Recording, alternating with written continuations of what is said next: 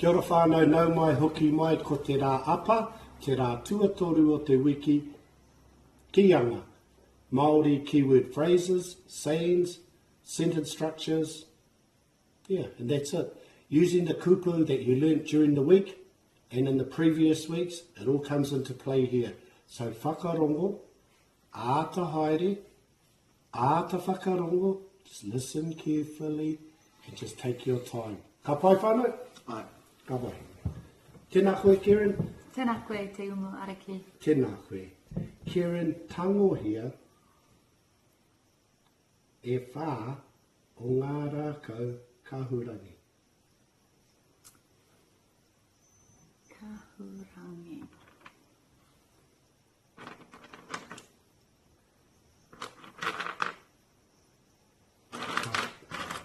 E whā. Ka pai. Tangohia e rua o ngā rākau kōwhai.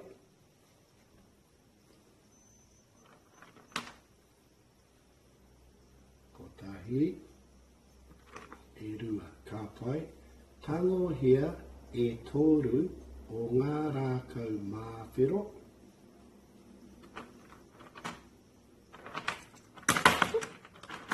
Ka pai, Kieran. Tangohia kotahi o ngā rākau mā.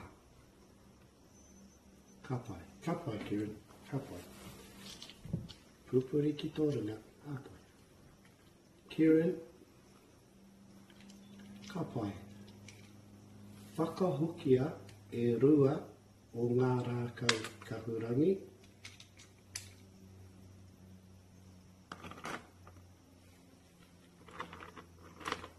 Ka pai. Waihotea te rākau mā.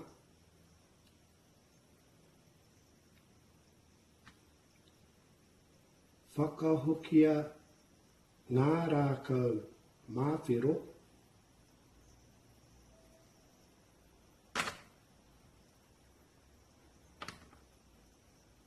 Ka pai, Kieran. Kieran, HOMAI kia hau ngā rākau kahurangi. Ka pai, Kieran. HOATU ki a Justin ngā rākau kōwhai. Ka pai koutou, ka pai whānau, tangohia, whakahokia, waihotia, HOMAI kia hau, HOATU ki a Justin. Ka pai whānau? Ka pai. Ka pai. Pai mō tēnei wā. Kua nawhi, mehe te?